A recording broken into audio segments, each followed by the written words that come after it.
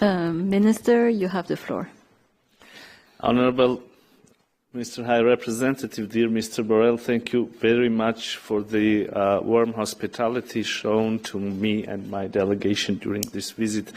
Dear colleagues and media representatives, it is important to emphasize that last year was characterized by very intensive dynamics of deepening of Armenia-EU relations, and I am glad to continue this path here today, looking into our extensive agenda as well as new perspectives. So today, we had a very fruitful meeting of the Armenia-EU Partnership Council, touching upon a number of issues, including reforms, people-to-people contacts, economic cooperation, as well as security matters. We exchanged views on the state of implementation of Armenia-EU Comprehensive and Enhanced Partnership Agreement, a landmark document which remains the cornerstone of our relations and serves as a blueprint for our reform agenda. Its timely implementation is one of our priorities, and I am glad that we are steadily moving towards this goal. We reviewed Armenia's progress on reforms which cover a wide range of areas of life, including fight against corruption, strengthening of rule of law, protection of human rights, justice sector, education, green economy, as well as migration institutional reforms. With Mr. Borrell, who we also noted with satisfaction that since our previous Partnership Council meeting, the Armenia-EU agenda was enriched with new important dimensions and mechanisms. First, the security dimension. I would like to mention the political and security dialogue and deployment of the EU civilian monitoring mission at our international border with Azerbaijan. On economy, while the EU continues to remain one of the main trade partners of Armenia, we agreed to exploit all the available mechanisms to further enhance the trade and economic ties, both on bilateral level and through regional projects.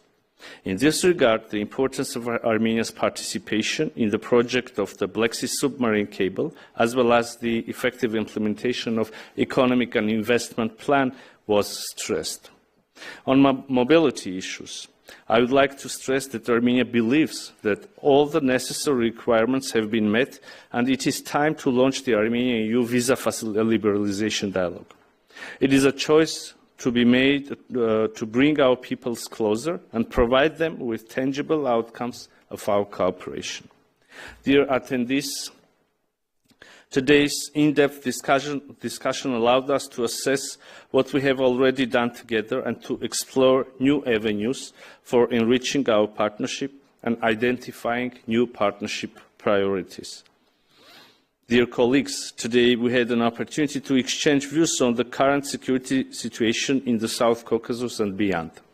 We discussed all the challenges that Armenia is facing in its efforts to create a peaceful and secure environment in our region. I reiterated Armenia's commitment to agreements reflected in statements adopted in quadrilateral meetings in Prague in October 2022 and in Grenada last autumn, as well as the agreements announced by the President of the European Council, Charles Michel, following the trilateral meetings with leaders of Armenia and Azerbaijan in Brussels on May 14 and July 15, 2023.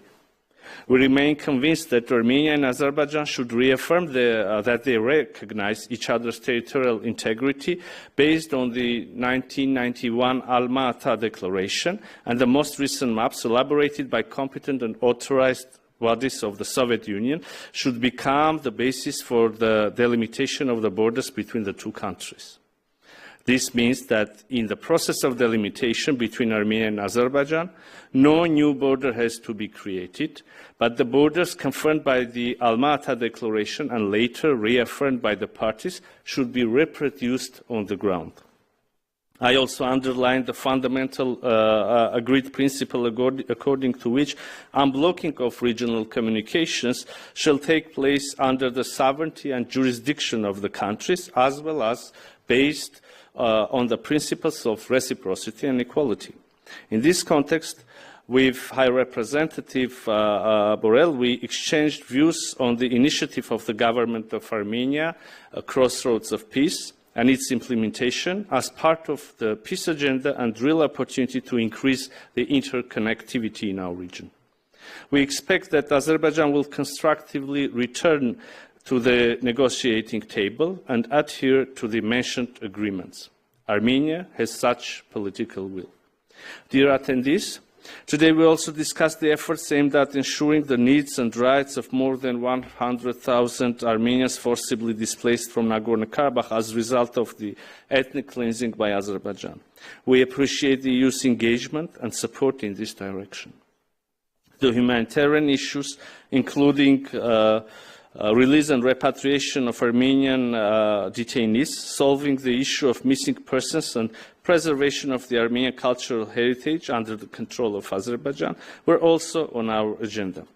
I also informed the EU colleagues that, guided by humanitarian purposes and as a confidence-building measure, Armenia has recently prepared, through inquiries among the former Nagorno-Karabakh officials and transferred to Azerbaijan new maps of minefields. I asked for possible engagement of the EU for verification of those maps. Concluding my remarks, I want to stress again Armenia's willingness to further deepen the partnership with the European Union based on an ambitious agenda for realizing the aspirations of our citizens and for a more prosperous South Caucasus. Thank you very much. Thank you very much to our speakers, and this concludes the press point for today. Thank you to the interpreters too. Thanks. Now we have to go.